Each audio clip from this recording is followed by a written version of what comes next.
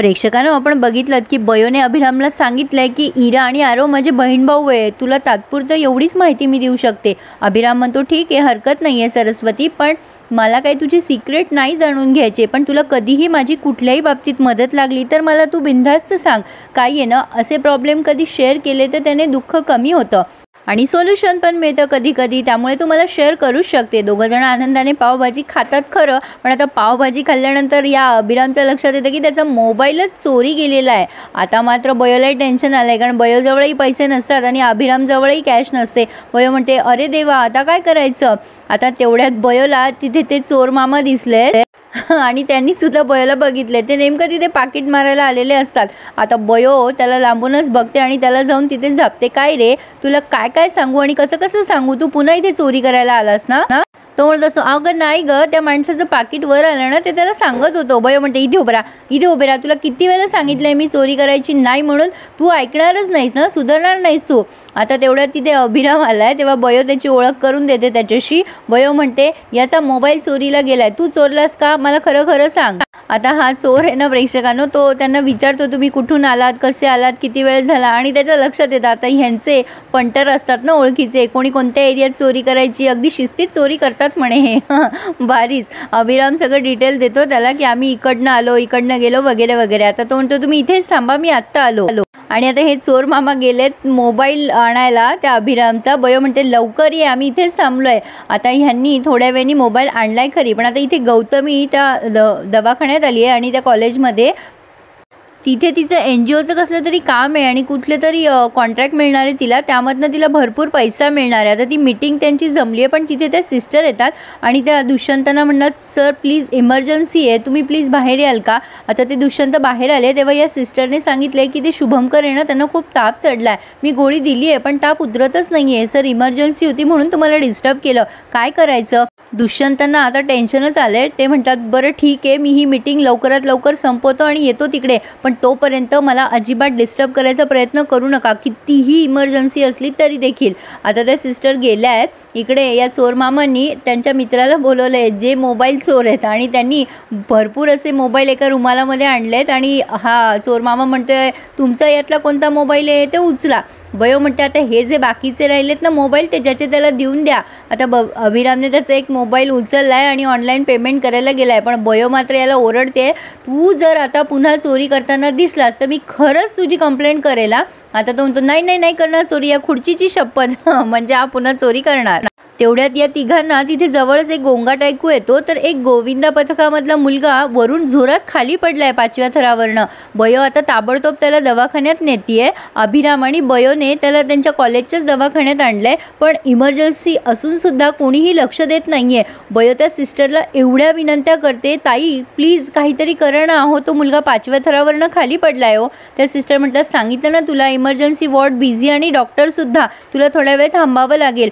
बयो त्यांना खूप विनवण्या करते असं करू नका हो, त्याला त्रास होतोय, तो त्याला आतनं मार लागलाय, रक्ताच्या गाठीही होऊ शकतात डोक्यामध्ये. आता ते चोर मामा बाजूला सरकतात आणि म्हणतात बघा हा कसा करायला लागलाय. आणि बघा प्रेक्षकांनो, त्या सिस्टरचाच तो मुलगा निघतो आणि मग मात्र यांचं हृदय अगदी पिळवटून आलंय. माझा मुलगा आहे हो हा. आणि आता त्या डॉक्टरांना फोन करायचा प्रयत्न करताय, पण कोणीच फोन उचलत नाही कारण सगळे बिझी आहेत. आता त्यांना खूप टेन्शन आलंय, असं कसा माझा मुलगा पडला, आणि आता ते रडायला लागल्यात. कसं होतं ना, स्वतःवर आलं की लगेच माणसाला त्रास व्हायला लागतो. कोणाचे तरी लेकरं असू शकतात हा विचार करत नाही कोणी. खरंच माणुसकी एवढी आटून गेली आहे, अवघड आहे. तर आता ही बयो स्ट्रेचरचा म्हणजे व्यवस्था करायला जाते, तर तिथे स्टोरूम जवळ स्ट्रेचर असतं. अभिरामला आतनं खोकल्याचा आवाज येतो आणि बयोला सुद्धा. आतमध्ये असतं शुभंकर. बयो तिथे जाऊन बघते खरी, पण तिथे टाळं असतं. आता बयो म्हणते चल अभिराम आता आधी आपण इथून जाऊया, तिथे कोणीच नाही असं तिला वाटतंय. इमर्जन्सी असल्यामुळे बयो तिथून निघाली आहे. आता तिने त्या मुलाला ॲडमिट केलं आहे आणि तिथे हेतल मॅडम आल्या आहेत. सगळे डॉक्टर बिझी असल्यामुळे ह्या हेतल मॅम सिनियर आहेत ना, तर त्यांनी जे काही सुरुवातीचे उपचार असतात ते या मुलाला दिले आहेत. हेतल अगदी स्टाईलने आली आहे प्रेक्षकांनो, गुड गर्ल. म्हणजे हेतल तसं बघायला गेलं तर खरंच छान मुलगी आहे. तिने बयोला सगळं विचारले, हा कसा पडला, काय पडला, आणि त्याला जे काही प्राथमिक उपचार लागतात ते तिने दिले आहेत. आता ह्यांची मीटिंग सुरू असते. गौतमी मनात विचार करते, एक साईन झाली की मग पैसाच पैसा येणार माझ्याकडे. आणि आता ते जे लोक आहेत ते साईन करतायत प्रत्येकजण. आणि आता फायनल साईन म्हणजे दुष्यंत यांची असते. दुष्यंत यांचं खूप कौतुक करत असतात ते, म्हणजे विश्वासाचं नाव दुसरं दुष्यंत असं ते कौतुक करत असतात. तेवढ्यात बयो तिथे येते आणि म्हणते, सर खूप इमर्जन्सी आहे, एक मुलगा पडलाय वरून खाली. आता हे दुष्यंत म्हणतात, बाळा दुसऱ्या डॉक्टरांना सांग, मी मीटिंगमध्ये बिझी आहे. बयो म्हणते, नाही सर सगळेच डॉक्टर नाही आहेत, एक डॉक्टर OTमध्ये आहेत आणि प्लीज तुम्ही चला, खरंच खूप इमर्जन्सी आहे. आता ही गौतमी जोरात ओरडते बयोवर, काय गये. आणि आता आजूबाजूला ते लोक आहेत सन्माननीय म्हणून लगेच तिचा टोन चेंज झाला आहे. अगं दुसरे डॉक्टर बघ ना प्लीज, हे डीन आहेत ना, ते बिझी आहेत. आता हे जे आलेले तिथे पाहुणे ते म्हणतात, काही हरकत नाही आहे डॉक्टर, तुम्हाला इमर्जन्सी असेल तर तुम्ही जा, सह्या काय नंतर होतीलच. आता गौतमी रागाने बघायला लागते बयोकडे, पण तिथे जे पाहुणे आहेत ते बयोचं कौतुक करतात, तिला तिचं नाव विचारतात आणि म्हणतात, गुड जॉब बेटा, तुझ्यासारख्या डॉक्टरांची खूप गरज आहे, खूप छान काम करतेस तू. आणि बयोचं कौतुक केल्यावर ते ह्यांना दुष्यंतना म्हणतात की ठीक आहे, आपण ह्या सह्याचं नंतर बघूयात, सध्या तुमची गरज आहे, तुम्ही जा. बयो म्हणते, सर प्लीज चालतायत ना, खरंच इमर्जन्सी आहे. आता प्रेक्षकांनो हे दुष्यंतसुद्धा लगेच गेलेत बयोच्या मागे, त्या मुलाला चेक केलं आहे आणि जे काही तिने नोट्स काढलेत त्या हेतलने ते दाखवले, म्हणजे pulse rate, BP etcetera etcetera. आता डॉक्टर म्हणतात, गुड जॉब हेतल. आणि त्या रडत असतात सिस्टर. तेव्हा दुष्यंत म्हणतात, काय हो तुम्हाला काय झालं रडायला. डॉक्टरांनी सगळं काही चेक केलं आहे, पण त्या सिस्टर म्हणतात, सर हा माझाच मुलगा आहे. डॉक्टर त्या सिस्टरांना म्हणतात की काळजी करू नका, होईल सगळं व्यवस्थित, जे उपचार याला मिळायला हवे होते ते तातडीने मिळालेत. आता बयोला ते विचारतात, किती वेळ झाला, हा केव्हा पडला. बयोने बरेच डिटेल दिले आहेत आणि काहीतरी गोल्डन आवर असं काहीतरी शब्द ती वापरते आणि त्या शब्दामुळे दुष्यंत यांना बयोचं खरंच खूप कौतुक वाटतंय. ते म्हणतात, गुड जॉब, खरंच गुड जॉब सरस्वती, तू या मुलाचा प्राण वाचवला आहेस आज. तसं बघायला गेलं ना प्रेक्षकांनो, तर हे दुष्यंत म्हणजे विलन नाही आहेत, ते ॲक्च्युली खूप चांगले माणूस दाखवलेत, पण गौतमीच्या कचाट्यात सापडलेत ते. बयोमुळे कदाचित हे वाचू शकतात, म्हणजे गौतमीच्या जाळ्यात अडकण्यापासून. बघूयात पुढे काय काय दाखवत आहेत.